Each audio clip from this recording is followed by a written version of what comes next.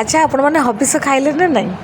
କାହିଁକିନା ଏ ଧର୍ମ ମାସର ସେ ଯେଉଁ ମାସ ନାଁ ମୁଁ ଧରିବିନି ମୋ ଶ୍ୱଶୁରଙ୍କର, ତ ସେଥିଲାଗି ଧର୍ମ ମାସ କହୁଛି। ତ ଏ ଧର୍ମ ମାସର ପ୍ରଥମ ସୋମବାର ଯେଉଁଟାକି ମାନେ ଯେଉଁମାନେ ବି କରନ୍ତି ହବିଷ ସେମାନେ ଜାଣିଥିବେ, ଆଉ ଯେଉଁମାନେ କରନ୍ତିନି ସେମାନେ ଜାଣିଥିବେ, କିନ୍ତୁ କାହାକୁ କାହାକୁ ବି ପସନ୍ଦ ହେଇନଥାଏ। କିନ୍ତୁ ମୋର ଆପଣମାନେ ବିଶ୍ୱାସ କରନ୍ତୁ ଏତେ ଫେଭରେଟ୍ ମାନେ ମୋତେ ଆକୁ ଯଦି ସବୁଦିନ ଦେବେ ବି ମୁଁ ସବୁଦିନ ଖାଇପାରିବି। ମୋର ବହୁତ ପ୍ରିୟ।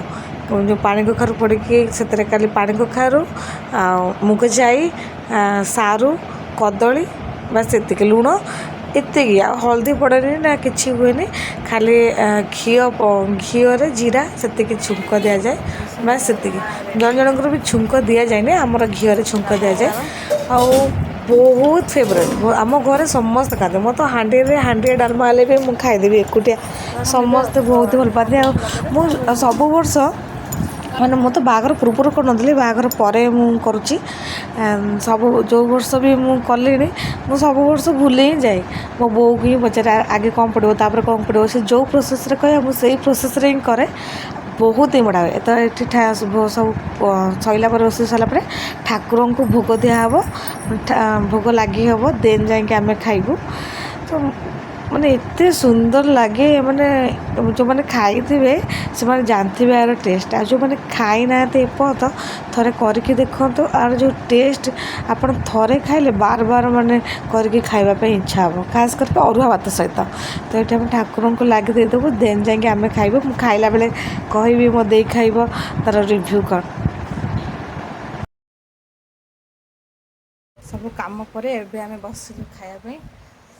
ହେଲା ଅରୁଆ ଭାତ, ଏଥିରେ ଘିଅ ଟିକେ ପକାଇଛୁ, ଇଏ ହବିଷ ଡାଲମା, ଇଏ ପାଗ। ଆଉ କିଛି ଦରକାର ନାହିଁ। ହବିଷରେ ଏତିକି ସବୁଠୁ ଭଲ ହେଲା, ଆଉ କିଛି ଦରକାର ନାହିଁ। ଏଇଟା ଖାଲି ଲେମ୍ବୁ ଟିକେ ହେଇଗଲା ନା ସଇଲା। ଏ ଜିରା ଗୁଣ୍ଡ ଯାହା ଆଜି ହେଇଛି, ଏଠି ଲଙ୍କାଗୁଣ୍ଡ ଆଜି ଛେଚା ହେଇଥିଲା।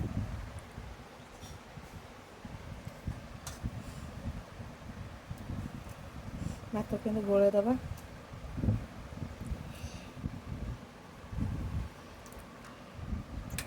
ଆର ବି ଲଙ୍କା ଭଲ ଲାଗେ, ଲଙ୍କା ଏଇଠି ରଖିଦେବା ଦଳିବା। ଆର ଯେଉଁ ଓଉ ଥିବ, ଓଉ ବଢ଼ିଆ ଲାଗେ। ଆର ସାରୁ ହେଲା ମେନ୍, ଦଳେଇ ଦେବା। ଖାଉଛି ଭଲ ହେଇଛି ହେଲା, ମୁଁ ହିଁ କରିଛି। ଆଉ ବାଡ଼ି ପାଗ ପାଣି ଚାଲିଛି।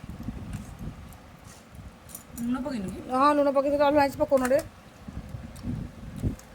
ତାର ମଞ୍ଜି ଗୁଡ଼ା କାଟିଦେବେ, ବଢ଼ିଆ ହେଇନି? ଏ ଟିକେ କଳା ଦେଖାଗଲା ଜିରା ଗୁଣ୍ଡ ସେଇଥିଲାଗି। ସାରୁକୁ ଚକୁଟିବା ଏଇଠି, ଦେଖିଲ ହବିଷ ଡାଲମା ଉଡ଼ିଲା।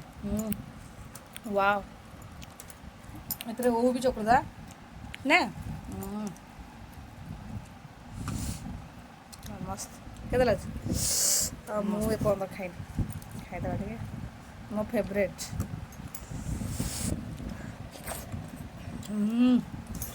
ୱାଓ ୱାଓ, କି ଟେଷ୍ଟି, ବଢ଼ିଆ ହେଇଛି ମ। ଆଉ କିଛି ଦରକାର ନାହିଁ, ନା ନା, ସେଇଥିପାଇଁ ମୁଁ କହିଲି କିଛି ଦରକାର ନାହିଁ। ଆସ ତ ଚାଲ ଖାଇଦେବା।